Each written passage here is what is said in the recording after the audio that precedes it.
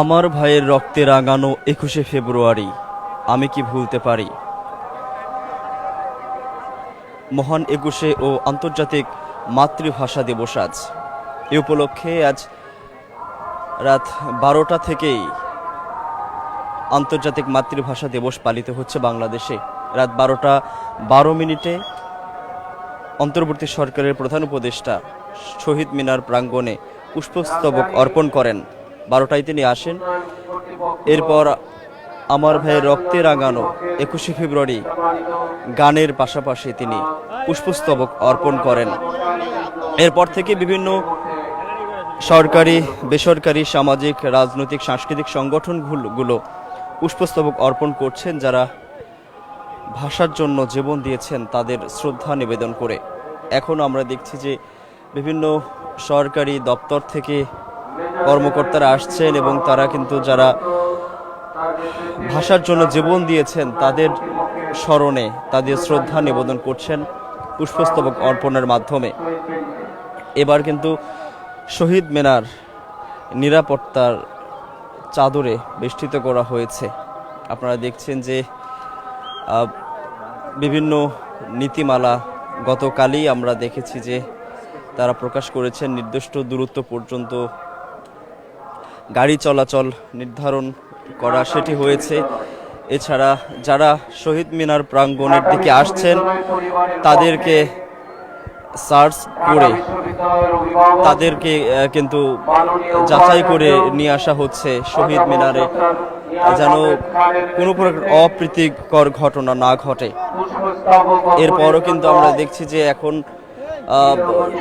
ঢাকা বিশ্ববিদ্যালয়ের পক্ষ থেকে ঢাকা বিশ্ববিদ্যালয়ের উপাচার্য রয়েছেন, এছাড়া তার পেছনে কিন্তু আরো শিক্ষকরা রয়েছেন, শিক্ষার্থীরা রয়েছেন।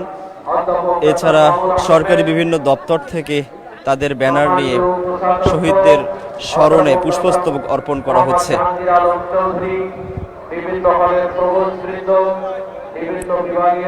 আমরা শুরুতে দেখছি ঢাকা বিশ্ববিদ্যালয়ের মূল ব্যানার নিয়ে এসেছেন ঢাকা বিশ্ববিদ্যালয়ের উপাচার্য, শিক্ষক, শিক্ষার্থীরা রয়েছেন। এর পিছনে রয়েছে সলিমুল্লাহ মুসলিম হল ঢাকা বিশ্ববিদ্যালয়ের, এর পেছনে রয়েছে কবি জসিমউদ্দিন হল। এইভাবে কিন্তু ঢাকা বিশ্ববিদ্যালয়ের বিভিন্ন হলের পক্ষ থেকেও আলাদা আলাদা ব্যানার নিয়ে তারা শহীদদের স্মরণে পুষ্পস্তবক অর্পণ করছেন। এছাড়াও শুরুতেই আমরা দেখছি ঢাকা বিশ্ববিদ্যালয়ের উপাচার্যের পক্ষ থেকে একটি পুষ্পস্তবক অর্পণ করা হচ্ছে এবং সেখানে রয়েছেন যারা শিক্ষকরা রয়েছেন, এছাড়া শিক্ষার্থীরাও রয়েছেন। দর্শক, যেমনটি বলছিলাম, আজ একদম প্রথম প্রহরেই ১২টা ১২ মিনিটে পুষ্পস্তবক অর্পণ করেছেন অন্তর্বর্তী সরকারের প্রধান উপদেষ্টা ডক্টর মোহাম্মদ ইউনূস। তিনি পুষ্পস্তবক অর্পণ করেছেন। এরপরে কিন্তু ধাপে ধাপে আমরা দেখেছি সরকারি, বেসরকারি বিভিন্ন দপ্তর থেকে কর্মকর্তারা আসছেন, পুষ্পস্তবক অর্পণ করছেন। এছাড়া সামাজিক, রাজনৈতিক, সাংস্কৃতিক সংগঠনগুলোর নেতৃবৃন্দ কিন্তু তারাও পুষ্পস্তবক অর্পণ করছেন। বিভিন্ন বিভাগের সম্মানিত শিক্ষকবৃন্দ এবং বিভিন্ন হলের আবাসিক শিক্ষকবৃন্দ।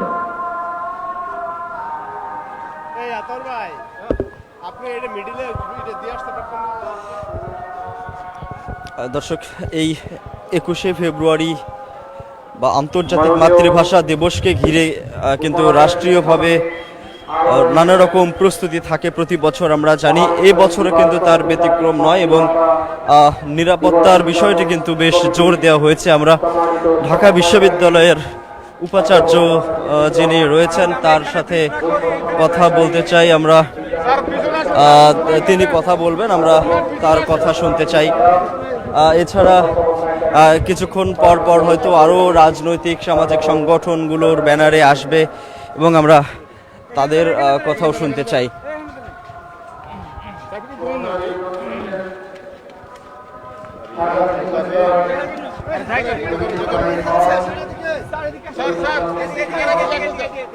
আমাদের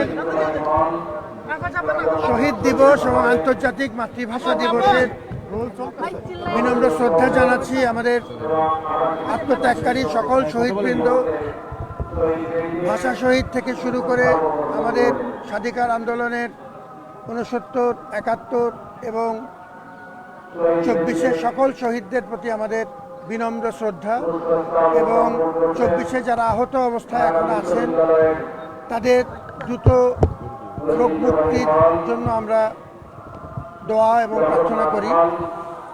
আপনারা সবাই জানেন যে এই আন্দোলনগুলোর পরম্পরা আছে।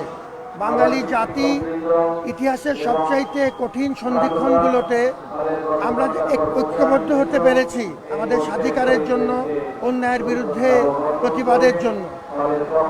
এই জন্য এই জাতীয় ঘটনাগুলো জাতির যে কোনো কঠিন সময়ে অনুপ্রেরণা যোগায়। ঢাকা বিশ্ববিদ্যালয় জাতির তরফ থেকে এই আয়োজনটি প্রতি বছর করে থাকে। এবারও সকলের সহযোগিতায় আমরা 13টি দলে ভাগ হয়ে গত 1.5 মাস যাবৎ প্রস্তুতি নিয়ে এই আয়োজনটি আপনাদের সবাইকে নিয়ে এখন পর্যন্ত সুসম্পন্ন হয়েছে। আমরা আশা করছি যে এর পরবর্তী অংশটুক আজকে সারাদিন দেশবাসী আসবেন এই বেদিতে শ্রদ্ধা জানাতে। আমরা তাদের জন্য উপযুক্ত ব্যবস্থা নিতে পারবো, যেমন এখন পর্যন্ত নিয়েছি। সকলের সহযোগিতার জন্য আমরা কৃতজ্ঞ, এবং আমরা আশা করছি যে বিশেষ করে আমাদের এই 24-এর গণঅভ্যুত্থানের চেতনাকে সামনে রেখে আমাদের মনে রাখতে হবে যে এই মুহূর্তে আমরা বহু মানুষের রক্তের ঋণ নিয়ে দাঁড়িয়ে আছি। এই জাতীয় উদযাপনগুলো আমাদেরকে ঐক্যবদ্ধ হতে সহযোগিতা করবে, এবং আমরা সবাইকে নিয়ে বাংলাদেশের যে সামনে যে অবারিত নতুন সম্ভাবনা সৃষ্টি হয়েছে, জাতি হিসেবে তার পূর্ণ সদ্ব্যবহার ইনশাআল্লাহ আমরা করতে পারবো। আমরা সকলের সহযোগিতা চাই এবং আল্লাহর উপর ভরসা করি। মাননীয় উপাচার্য, ছোট্ট করে জানতে চাই, সকল ভাষা বেঁচে থাকুক তার মায়ের মুখে, কিন্তু আমি জানতে চাই যে বাংলার যে আগ্রাসন, সেই আগ্রাসনে আমাদের আদিবাসীদের ভাষা অনেকভাবেই প্রায় মৃত। ঠিক সে সময় দাঁড়িয়ে যখন আন্তর্জাতিক মাতৃভাষা দিবস রজত জয়ন্তীতে এবং জুলাইয়ের চেতনার কথা বলছেন আপনি, ওই সময় কথা হয়েছে যে ফসলের সুষম বন্টন হবে, ভাষার সুষম বন্টনটা আমরা করতে পারছি কিনা? আপনি যেমনটি যথার্থই বলেছেন যে এটি আন্তর্জাতিক মাতৃভাষা দিবস, কোনো নির্দিষ্ট ভাষার বিষয় নয়। মাতৃভাষা সবার মধ্যেই জাগরুক থাকুক, এবং তার জন্য আমাদের যদ্দূর সম্ভব, আমাদের যদ্দূর করণীয়, ঢাকা বিশ্ববিদ্যালয় সহ আমরা জাতীয় প্রতিষ্ঠানগুলো সবাইকে নিয়ে মাতৃভাষা রক্ষার প্রতিটি আয়োজনে আমরা শরিক হতে চাই। এবং আপনারা জানেন যে ঢাকা বিশ্ববিদ্যালয় বেশ কিছু উদ্যোগ নিয়েছে এই বিষয়ে, এবং আপনি এই বিষয়টি উপস্থাপন করেও আমাদেরকে এই মুহূর্তে অত্যন্ত গুরুত্বপূর্ণ একটি কাজ করেছেন। আন্তর্জাতিক মাতৃভাষা দিবস সমস্ত মাতৃভাষার প্রতি সম্মান জানাবে, এবং আমরা আমাদের যার যার পর্যায় থেকে মাতৃভাষা সংরক্ষণে আমাদের যদ্দূর করণীয় ব্যক্তি এবং প্রাতিষ্ঠানিকভাবে সেটি আমরা অবশ্যই করব। ভালো থাকবেন, ধন্যবাদ।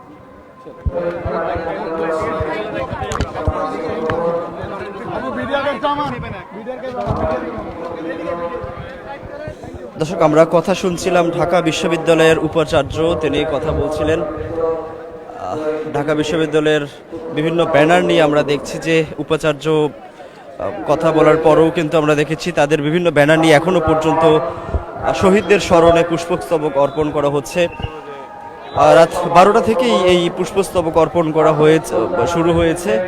ধীরে ধীরে সামাজিক এবং বিশেষ করে এখন যেটি আমরা দেখছি যে সরকারি বিভিন্ন সংগঠন, বিভিন্ন সংস্থা, সরকারি বিভিন্ন দপ্তর থেকে কিন্তু একে একে পুষ্পস্তবক অর্পণ করা হয়েছে, এবং এখনও কিন্তু ঢাকা বিশ্ববিদ্যালয়ের বিভিন্ন ব্যানার নিয়ে বিভিন্ন হল থেকে আমরা দেখছি যে ব্যানার নিয়ে এসে ভাষা শহীদদের স্মরণে তাদের শ্রদ্ধায় পুষ্পস্তবক অর্পণ করা হচ্ছে।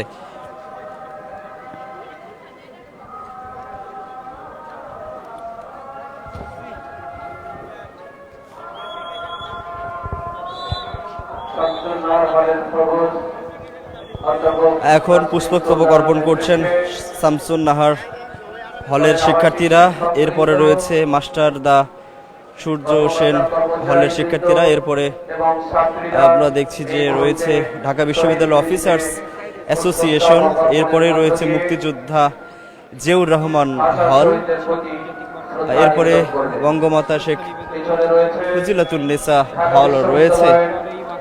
এরপর রয়েছে বিজয় ৭১ হল।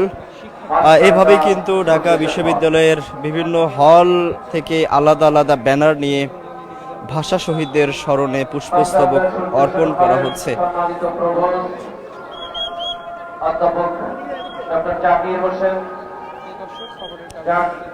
পাশাপাশি কিন্তু পুষ্পস্তবক অর্পণের পাশাপাশি দর্শক আপনারা হয়তো শুনতে পাচ্ছেন আমার ভাইয়ের রক্তে রাঙানো ২১শে ফেব্রুয়ারি সেই গানটিও কিন্তু শহীদ মিনার প্রাঙ্গণে সেই রাত ১২টা ১ মিনিট থেকেই বেজে চলছে, এখনো বাজছে। তার পাশাপাশি কিন্তু পুষ্পস্তবক অর্পণ করা হচ্ছে। শহীদ বেদিতে পুষ্পস্তবক অর্পণ করছেন। পিছনে রয়েছে ঢাকা বিশ্ববিদ্যালয় অফিসার্স অ্যাসোসিয়েশন, ঢাকা বিশ্ববিদ্যালয় অফিসার্স অ্যাসোসিয়েশনের সভাপতি জনাব আব্দুল মোতালেব, দর্শক এক পাশ দিয়ে শহীদ মিনার প্রাঙ্গণে পুষ্পস্তবক অর্পণ করার জন্য আসছেন এবং আরেক পাশ দিয়ে বের হয়ে যাচ্ছেন। আমরা যেমনটি দেখছি, আমরা দু একজনের সাথে কথা বলতে চাই।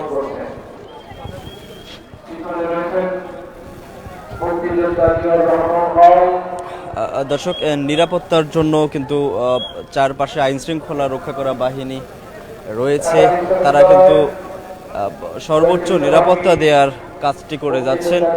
আমরা দেখেছি যে পুলিশ সদস্যরা রয়েছেন, পাশে সেনা সদস্যরা রয়েছেন, র্যাবকে আমরা দেখেছি, আনসার সদস্যরা রয়েছেন এবং পুলিশের বিভিন্ন দপ্তর থেকে বিভিন্ন বাহিনী তারাও রয়েছেন এবং গণমাধ্যম কর্মীরা কিন্তু সেই রাত ১২টা ১ মিনিটের বেশ আগে থেকেই রয়েছেন, তারাও সংবাদ পরিবেশন করছেন। সাধারণ মানুষরা কিন্তু আসছে সেই রাত ১২টা থেকেই এবং গতকাল থেকেই কিন্তু এই শহীদ মিনারের আশেপাশে যে সড়কগুলো রয়েছে সেগুলোতে কিন্তু সর্বোচ্চ নিরাপত্তার স্বার্থে গণপরিবহন বন্ধ রাখা হয়েছে, যেগুলো বিশেষ করে শহীদ মিনার ঘেঁষে যেসব সড়ক রয়েছে এবং বিশৃঙ্খলা এড়াতে কিন্তু নিরাপত্তার স্বার্থে যারাই শহীদ মিনারের দিকে আসছেন তাদের কাছে যদি ব্যাগ থাকে সেগুলো যাচাই করা হচ্ছে এবং বিশেষ নিরাপত্তার মাধ্যমেই তাদেরকে শহীদ মিনারে প্রবেশ করতে দেওয়া হচ্ছে। এবং এখানে এছাড়াও রয়েছে, আমরা দেখছি স্কাউট সদস্যরা রয়েছে, বিএনসিসি সদস্যরা রয়েছে এবং আরও যেসব সংস্থা রয়েছে তারাও কিন্তু এখানে নিরাপত্তার জন্য কাজ করছে।